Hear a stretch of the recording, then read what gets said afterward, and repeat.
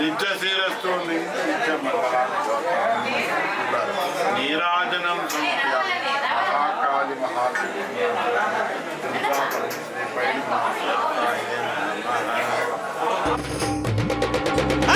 యాప చెట్టుకు ఇయ్యాలా కట్టినామే ఇయ్యాలా యాప చెట్టుకు ఇయ్యాలా కట్టినామే ఇయ్యాలా అమ్మ గజ్జలమ్మ ఊగాల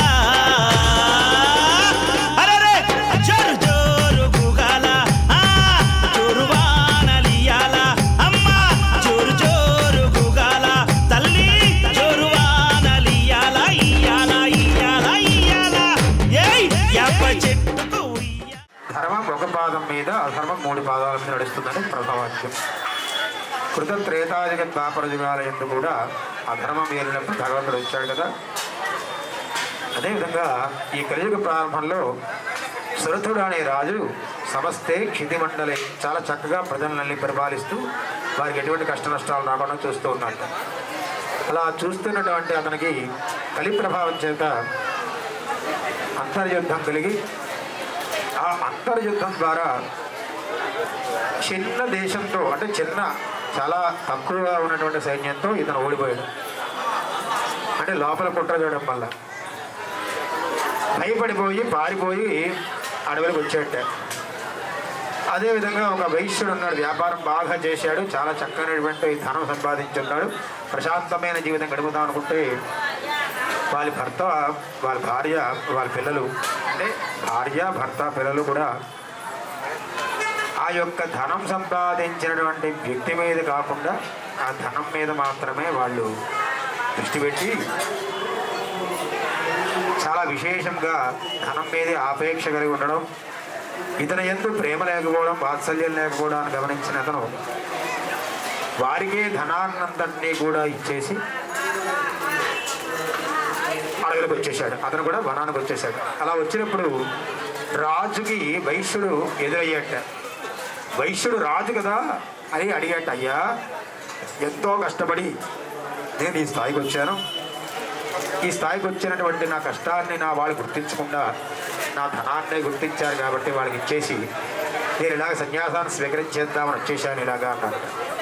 నువ్వు ఏం చెప్పినప్పటికీ కూడా నేను రాజును కాదు, ఇప్పుడు నేను కూడా ఓడిపోయి వచ్చాను, నీకు చెప్పేటువంటి ధర్మం నాది కాదు, అక్కడ మహర్షి ఆశ్రమం ఉంది, అక్కడికి వెళ్ళి మాట్లాడుతున్నావు రా అని తీసుకెళ్ళాను. మహర్షికి చెప్పేట, అయ్యా నేనేమో నా యొక్క ప్రజలు ఏ విధంగా ఉన్నారో, శత్రుగతమైనటువంటి రాజ్యంలో ప్రజలు ఎటువంటి కష్టాలు పడుతున్నారో అని నేను మదన పడుతూ రాజ్యాన్ని పొందాలనుకుంటున్నాను.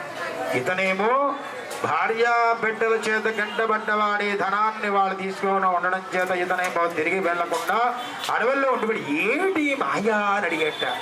అప్పుడు చెప్పేట, కలియుగంలో మానవుడు మాయను ఛేదించి మాయతో పుడతాడు, మాయ పూజన పరీక్షణం ఆ మాయ వాణ్ణి ఆవహించుంటుందయ్యా అన్న.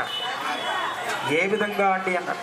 ఏ విధంగా అంటే ఒక వ్యక్తికి పిల్లోడు పుడితే ఒక 3 సంవత్సరాల వరకు కూడా వాడి యందు అమితమైన వాత్సల్యంతో వాడికి చెవులు వినిపిస్తాయా లేదో, కళ్ళు సరిగ్గా కనిపిస్తున్నాయో లేదో, నడుస్తాడా లేదో, పరిగెడుతున్నాడో లేదో అనే భయం. 6వ సంవత్సరం వచ్చేటప్పటికి వీడి అల్లరి తట్టుకోలేకపోతున్నాం, స్కూల్లో వేసేద్దామని వేసేస్తాం. వేసిన తర్వాత వీడి చదువు వస్తుందో లేదో, చదువు వచ్చింది. ఉద్యోగం వస్తుందో లేదో అదొక మాయ. ఉద్యోగం వచ్చింది, వీడికి కళ్యాణ సంతానం వివాహం అవుతుందో లేదా అనే వివాహం అయింది, సంతానం కలగట్లేదే అదొక. సంతానం కలిగింది, మళ్ళా ప్రారంభం, అక్కడి నుంచి మళ్ళా మాయ ఛేదించినట్టు ఇంకో వ్యక్తి వస్తాడు. అధ్యత మానవుడికి ప్రతి దాంట్లోనూ కూడా ఆ మాయ అనేది ఉంటుందయ్యా. ఆ మాయని ఛేదించడం బ్రహ్మ విష్ణు మహేశ్వరుల తరం కూడా కాదు. మాయ అంటే ఏమిటంటే సమస్య, అంటే సంతానంలో సమస్య కావచ్చు, ఉద్యోగంలో సమస్య కావచ్చు, చదువులో సమస్య కావచ్చు. ఆ సమస్యను తీర్చేటువంటి కలియుగంలో శక్తి ఎవరైనా ఉన్నారు అంటే అది కేవలం చండీ పరాదేవతయ్య. దానికి ఉదాహరణగా చెప్తాను వినోని. కాలసముద్రంలో ఈ కలియుగ ప్రభావంతో ఉన్నప్పుడు శ్రీ మహావిష్ణు పడుకున్నాడు. వాళ్ళ యొక్క చెవి గురుపు నుంచి మధుకైటభులు అనే రాక్షసులు ఉద్భవించారు. వారు రావడంతోనే బ్రహ్మని సంహారం చేద్దామని చూశారట. బ్రహ్మని ఎందుకు సంహారం చేయాలంటే మహావిష్ణువు పడుకున్నాడు కాబట్టి అతను నాభిలో ఉన్నటువంటి పద్మంలో కూర్చొని సృష్టి రాస్తున్నాడట బ్రహ్మ. అలా రాస్తున్నటువంటి సృష్టి రాస్తున్న ముందు వాడు సంహారం చేయాలనుకున్నారట. బ్రహ్మ వెంటనే అర్థం చేసుకున్నవాడి మహావిష్ణువు లేపేట. కానీ కలి ప్రభావం మహావిష్ణువు లేవలేదు. అప్పుడు మహాలక్ష్మీదేవిని ప్రార్థన చేస్తే ఆవిడ లేచి ఆ మాయలో ఉన్న శ్రీ మహావిష్ణువు లేపిందట. అందువల్ల ఎంతో ప్రభావం ఉంటే తప్ప మనం ఈ మాయ నుంచి తప్పించుకోలేము. కానీ తృణప్రాయంగా మనకున్న సమస్యల్ని మనం తప్పించుకోవాలి అంటే ఈ చండీ హోమమే ప్రధానమయ్యా అని చెప్పాడు. అదేవిధంగా చెబుతూ ఆ మధుకైటవులిద్దరిని కూడా సంహారం చేసి ఆ వృత్తాంతాన్ని ఎవరైతే హోమం చేస్తారో అధికారము, బలము, దర్పము, కామం, క్రోధంచ వీటన్నిటిలో ఉంటూ ఏ మనిషి అయితే పాడైపోతాడో తెలుసుకుంటాడో వాడు చండీ హోమాన్ని చేసుకుంటే వాడి అధికారం వాడికి వస్తుంది. అదేవిధంగా ద్వితీయోధ్యాయంలో అమ్మవారు ఇలాగే చెప్పుకున్నాం కదా, నమస్తే చెప్పుకున్నాం, తేనె స్వీకరణ చేసిన ఇలాగ ఎన్నో విశేషాలు దీంట్లో ఉన్నాయి. అంచేత ఈ చండీ హోమాన్ని మనం నిర్వహించుకోవడం చాలా విశేషం. జై పైడిమాంబ ఆగ్రోధ్యాయాన్ని మనం పూర్తి చేసుకుని పూర్ణాహతికి వెళ్ళిపోదాం. జై పైడిమాంబ.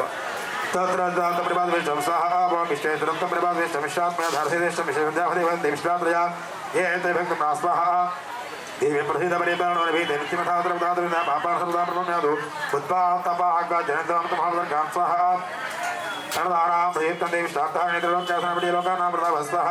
దేవి స్వాహ వరదాహం కరుణాపరం స్వాహ శ్రీ స్వాహ దేవి స్వాహ ఓం వైవస్వాహ నందగోపగ్రహం భాష్యామి విద్యామి స్వాహ ఓం పునరపి రౌద్రేణ అరూపేణ పృథివీశ్యామి వేప్రజిత్తాంత స్వాహ భక్త్యంతా భవిష్యంతి స్వాహ స్వాహ कीर्तयिष्यन्ति मर्याहस्ताक्षितिमानः स्वाहा ततोऽहमखिलं लोकमात्मादेह समुद्धयित्रिष्यामधुराशाखेलवट्टे प्राणधारके स्वाहा शाकम्भ्रेति विख्यातस्याम्यं स्वाहा दुर्गादेवी विख्यातन्मे नाम अभिजिते दार्चाहं स्वाहा रक्षान्विष्यामनाथरणगाढात्मामणि स्वाहा भीमादेवी विख्यातन्मे नाम भविष्यते दारुणाक्षत्रलोके बाधाङ्कृति स्वाहा तदाहं ब्रह्म मुकुन्दाग्रेतुं त्रैलोक्यदार्थाय स्वाहा ब्राह्मणीति मानलोकास्तास्तोषधायत्ता भविष्यति स्वाहा तदा तावदेव्याहं करिष्यामि मृदङ्गे ओम स्वाहा ओम नमो देव्यै महादेव्यै शिवायै सततं नमः नमः प्रकृत्यै भद्रायै नियता प्रणदास्पदा सांगायै सपरिवारायै सवाहनायै साजुधायै सशक्तिकायै नागवल्ली दलद्वययुता समौष्पाक्षतैरभ्यर्चितां सभृतम् इमाम् दाडिमी फलं महाहुतिं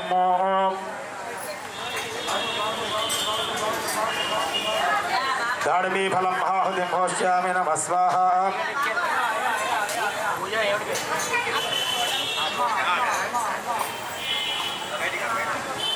पूजयामि नमः स्वाहा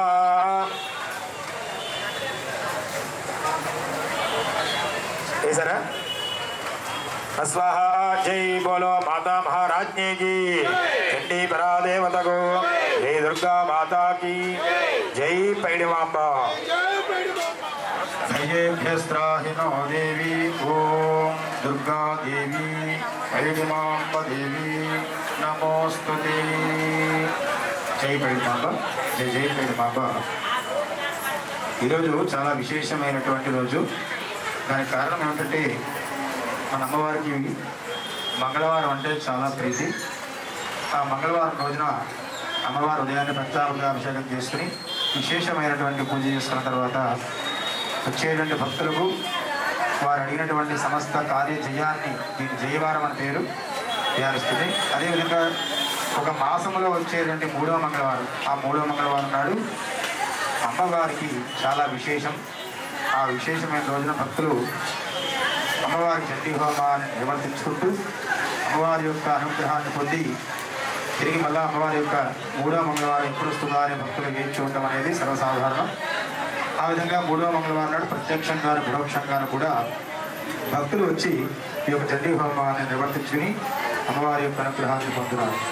అయితే ఈ చండీ హోమంలో ఉన్న విశేషం ఏంటంటే అమ్మవారు చెబుతూ యుద్ధం యదా యదా బాధ దానవోత్థా భవిష్యతి తదా తదావతీర్యాహం కరిష్యామి సంక్షణ అని చెప్పి అంటే ఎవరైతే చండీ హోమాన్ని నిర్వర్తించుకుంటారో అమ్మ ఇవే దిక్కంటారో వారికి ఎటువంటి బాధ అయినా సరే యదా యదా బాధ దానవోత్థా భవిష్యతి తదా తదావతీర్యాహం అంటే ఎటువంటి బాధనైనప్పటికీ కూడా నేను నిర్వర్తిస్తేను ఆ బాధల్ని తొలగింపజేస్తాను అని చెప్పాను. అలాగే మన పంచమాధ్యాయంలో అమ్మవారికి చాలా మటుకు నమస్తస్యై నమస్తస్యై నమస్తస్యై నమో నమః యా దేవీ సర్వభూతేషు లక్ష్మీ రూపేణ సంస్థిత వృత్తి రూపేణ సంస్థిత శక్తి రూపేణ సంస్థిత అమ్మవారు హోమం చేశాం. అలా హోమం చేసే భక్తులకి ఎవరికైతే ఉద్యోగం లేదో వృత్తి రూపేణ సంస్థిత ఆ ఉద్యోగాన్ని అమ్మవారు ప్రసాదిస్తారు. ఎవరికైతే సంతానం లేదో మాతృరూపేణ సంస్థిత నమస్తస్యై నమస్తస్యై నమస్తస్యై నమో నమః అని మనం హోమం చేశాం. వారికి సంతానాన్ని ప్రసాదిస్తుంది. యా దేవీ సర్వభూతేషు లక్ష్మీ రూపేణ సంస్థిత నమస్తస్యై నమస్తస్యై నమస్తస్యై నమో నమః అని హోమం చేశాం. అంటే లక్ష్మీ రూపేణ సంస్థ అంటే సౌభాగ్యము, మహాలక్ష్మి అనుగ్రహం, వ్యాపారము, అదేవిధంగా ఉద్యోగము. ఆ లక్ష్మి ఏ విధంగా అయితే రావాలో ఆ యొక్క లక్ష్మీ రూపంలో ఉన్నటువంటి మహాతల్లి హోమం చేసుకునే వారికి తప్పకుండా లక్ష్మీ అనుగ్రహాన్ని కలిగిస్తుంది. అదేవిధంగా ఎవరికైతే ఎటువంటి రోగాలు ఉంటాయో వారికి రోగానశేష అంటూ మొదలుపెట్టి నన్ను ఎవరైతే హోమం చేస్తారో వారికి ఎటువంటి రోగములు కూడా లేకుండా చేస్తానని చెప్పి అనేక విశేషమైనటువంటి చండీ హోమాన్ని భక్తులు అమ్మవారి 3వ మంగళవారం నాడు ఆచరించుకోవడం, అమ్మవారి యొక్క అనుగ్రహం పూర్వజన్మ సుకృత పుణ్య ఫలితం ఉంటే తప్ప అమ్మవారి మన చండీ హోమాన్ని మనం చేసుకోలేం. కాబట్టి ఈ యొక్క చండీ హోమంలో భక్తులు, వింటున్న భక్తులు, చూస్తున్న భక్తులు అందరికీ కూడా అమ్మవారు ఏం చెప్పిందంటే కనీసం శ్రవణం చెప్పింది. అంటే చండీ హోమాన్ని చూసినా దాన్ని శ్రవణం చేసినప్పటికీ కూడా బ్రహ్మ రాక్ష యక్ష యమదూత శాగ్ని ఢాగ్ని సర్పశ్వాపాది సర్వ అన్ని దోషాలు కూడా, అన్ని గ్రహ దోషాలు కూడా పోతాయి. సర్వ దోషాలు కూడా పోతాయి. గ్రహ పీడాసు చోగ్రాసు మాహాత్మ్యం శృణ్వతామని చెప్పిందమ్మా. అంటే కేవలం అమ్మవారి యొక్క చండీ పారాయణ చేస్తే చాలు ఎటువంటి గ్రహ దోషాలన్నా పోతాయి. అలాగే సమస్త గ్రహ దోషాలు, నవగ్రహ దోషాలు, అత్యంత గ్రహ దోషాలు కూడా, నీచస్థితి దోషాలను కూడా పోతాయి చండీ హోమంతో. చేత ఎక్కడో మనం చేసుకోవడం వేరు, వారి దేవాలయం మనం చేసుకోవడం చేత ఈరోజు మార్గశిర మాసంలో వచ్చినట్టు చేయాలి. అంటే ఇంకా విశేషం ఏంటంటే నేను ఆరుద్ర నక్షత్రం అయిపోయింది, దాని తర్వాత ఈరోజు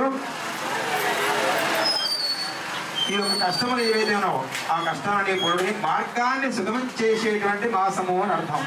మార్గశీర్షం అంటే పైకి, అంటే మార్గాన్ని పైకి నిర్దేశించేటువంటి మార్గం. మనకి ప్రళయ చక్ర వెనకాల షట్చక్రాలు ఉంటాయి. ఆ చక్రాలన్నీ కూడా ఈ మార్గశిర మాసంలో చేసేటువంటి పూజల ద్వారా ఇక్కడ ఉన్నటువంటి ఈ ప్రభావం ఏదైతే ఉంటుందో మూర్ధానం దివారత పృథివ్యా ఆ దేవుణ్ణి మన దేవుణ్ణి చూసేటువంటి ధనుర్మాసం కూడా పిలుస్తారు. అదే ఊర్ధంలో ఉన్నటువంటి శ్రీ మహావిష్ణువులో పాటుగా మన దేవతలందరినీ కూడా ఫలితముగా ఉపాసన చేస్తే వచ్చేటువంటి ఫలితం మార్గశిర మాసం. అంటే మార్గాన్ని భగవంతుడు చూపించే మాసం. అటువంటి మాసంలో మనం చండీ హోమాన్ని నిర్వర్తించుకుని అమ్మవారిని మాకు మార్గాన్ని సుగమం చేయమని మనం కోరాం. ఎలాగంటే ఉద్యోగం లేని వాళ్ళకి ఉద్యోగం, వివాహం లేని వాళ్ళకి వివాహం, సంతానం లేని వాళ్ళ సంతానం, లక్ష్మి లేని వాళ్ళ లక్ష్మి, ఆరోగ్యం లేని వాళ్ళకి ఆరోగ్యం, ఎటువంటిదైనప్పటికీ కూడా వారికి మార్గాన్ని ఇవ్వమ్మా అని యొక్క చండీ హోమాన్ని మన లోకహితార్థం నిర్వర్తించు చాలా విశేషంగా భక్తులు పాల్గొని అమ్మవారి యొక్క అనుగ్రహాన్ని పొంది ఉన్నారు. జై తల్లి, జై జై తల్లి, జై పైడి మాంబ.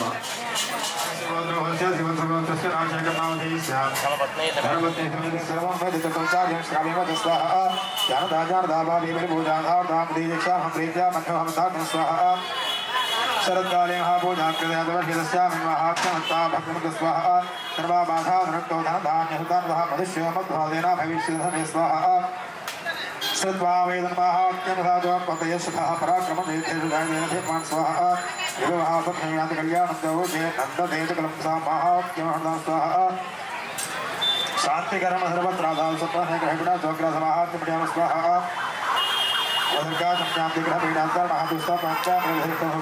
स्वाहा बाला ग्रहुदाना बाला शांतिकार स्वाहा प्रवृत्तानां हितानां प्रहानिकरं मनोक्षफलमशाकानां प्रहादेवना समस्वाहा सर्वं ममेदन्माहात्म्यं हरिकारकमवट्टाधुपेच गन्धुपेदो स्वाहा विप्राणां भोगने नमो प्रोक्षणये नमोके च विदे भोगे प्लाने विसरणे स्वाहा एतर्मेकलिदास्म सुखदर्दयलपदमापदारोग्यमे स्वाहा रक्षां भूते भोगमराज्यत्रं मां इत्येषिर्दम्यमे दृष्टदैर्धर्मः स्वाहा तस्मिन् हृदयवेगं भयं भाव्य दृष्टं स्वाहा ब्रह्मणादस्तास्तु प्रेक्षण भावदमरण्ये प्रान्तरेण स्वाहा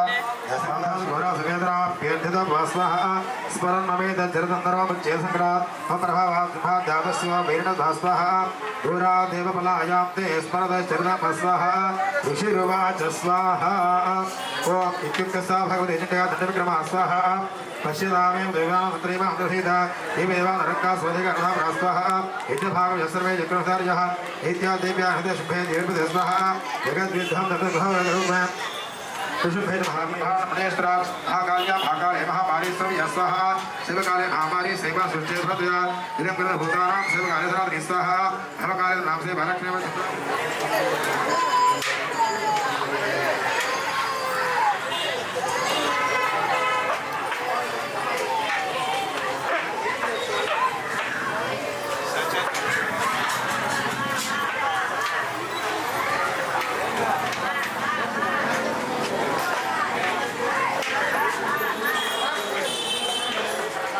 नव प्रकृते भद्राजेन यथा प्रणदास्पद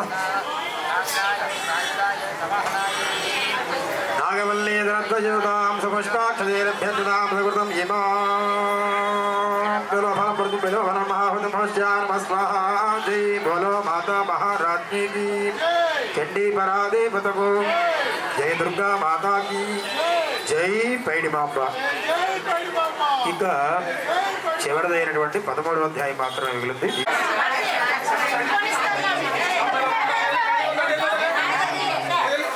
नमो स्वसर्पेभ्यो एकैकप्रति इमनो ये इन्द्रसर्पेभ्यो नमः स्वाहा सर्प देवता वृत्यदेवता से राहुग्रहदोष राहुग्रहदेवता केतुमन्मन्ना केतवे केतविव्रजायत स्वाहा केतुग्रहायतं नमः सचित्र चित्र चित्रयन्तमस्मै चित्रक्षत्र चित्रं योधां चन्द्रं चित्रगुप्ता ब्रह्मा देवानां अक्षय ब्रह्म आदित्याय सोमाय मंगलाय बुधाय जगुराहवे केतवे नमः आदित्यादि नवग्रह दुर्गा लोकपालकाय स्वाहा दुर्गा लोकपाल गणपति लोकपालकाय स्वाहा गणपति लोकपालकाय नमः क्षात्रपालकाय स्वाहा क्षात्रपालकपुरुषाय स्वाहूर्तपुटिभ्यो स्वाहा नाना प्रकारेण संभाव्य सकल ద్వాదశగ్రహేనాంచేన సృజం పూరయత దాంట్లోనే వేశాను ఏ గంధవేత్రుడు చెప్పారు దాంట్లో వేశాను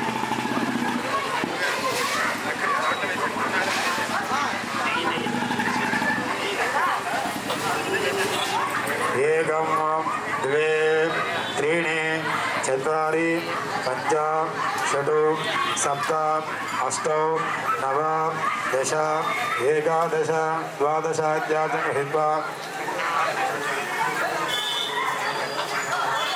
ఓం సప్తదే అగ్నే సమిధ సప్త జిహ్వా సప్తర్షయ సప్తధామ ప్రియాణి సప్తహోత్రా సప్తధాత్రాయంతి సప్తయోనిరాప్రణస్వ కృతేన స్వాహా అగ్నయే సప్తపదైదన్న మమ ఓం పూర్ణాహుతిముత్తమాంజుహోతి సర్వం వై పూర్ణాహుతి సర్వమేవాప్నోతి అసో యం వై పూర్ణాహుతి అస్యామేవ ప్రతిష్ఠతే పసోద్ధారాం జవతి పసోన్మేధారాజితమా ఏషాహూయతే హృదస్య వాయేన వేషాధారా పుష్పం లోకితే జోపరంతే ధోకామా వై విసోద్ధారా కామానేవాపరంతే కామయేద ప్రాణానస్యాన్నాద్యో పూర్ణాహుతి ముహూర్త శివముహూర్తో అస్తు ఓం అజితేర్నమగ్గుస్థాః అనుమతేర్నమగ్గుస్థాః सरस्वतेर्मग्गुस्थाः देवसविधप्रासाभि हिरण्मयो तेन ब्रह्मविदो भयं भूतं ब्रह्म पुनीमहे इन्द्रस्तु नेते सहमाप्नादो समस्वस्त्यारुणसमीच्या इमो राजा प्रणाभिर्मादाद्वेदा भोज्येत्या प्रणाधिप्राच्या देवार्जुयमार्जयन्तां दक्षिणाया दिशिमासा पुत्रमार्जयन्तां प्रतीच्या दिशि गृहा पशुमार्जयन्तावधि इत्या दिश्या भवोषधया वनस्पतया मार्जयन्तां उद्धाया आदित्यसंवत्सर यज्ञपतिर्मार्जयन्तां समुद्रं बप्रहिणां विश्वां जो निगच्छतां अच्छन्द्र प्रजया भुजासं पापराशे चिमत्वजः द्रवो न भाद्रमाणे देवास्यां प्रजादधादि प्रजाहिमनस्य पूर्णः मुखद्वत्वात् अवसेव मृत्वादेशदे अक्षदान्तरधारयेदो ब्रह्माणं पूजयामि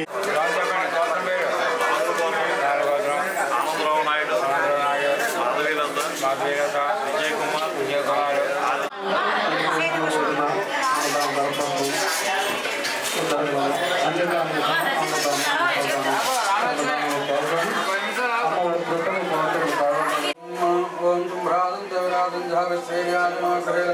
ध्यामगे यामासकं त्रयामदे संततस्तेरस्तु समस्त सन्मङ्गलानि भवन्तु नित्यमङ्गलानि भवन्तु विजयानन्दसम्प्राप्तिकृपादिष्टान देवता येनोत्तवतान्द्रियकं वैडवां भास्कमङ्गलं प्रियाप्यानं ददाया सर्वतो मोदरादत्तमहतो सर्वस्याप्ते सर्वस्य सर्वमेव तेन आप्नोति सर्वं ध्येयते जय वैडवाम्बा అందల తల్లివి నీవు మా అందరి తల్లివి నీవు అందల తల్లివి నీవు మా అందరి తల్లివి నీవు ఇందులేవు అందులేవు ఎందెందు చూసిన నీవే మా పైడి తల్లి మా కల్పవల్లి మా పైడి తల్లి మా కల్పవల్లి అందల తల్లివి నీవు మా అందరి తల్లివి నీవు ఇందులేవు అందులేవు ఎందెందు చూసిన నీవే మా పైడి తల్లి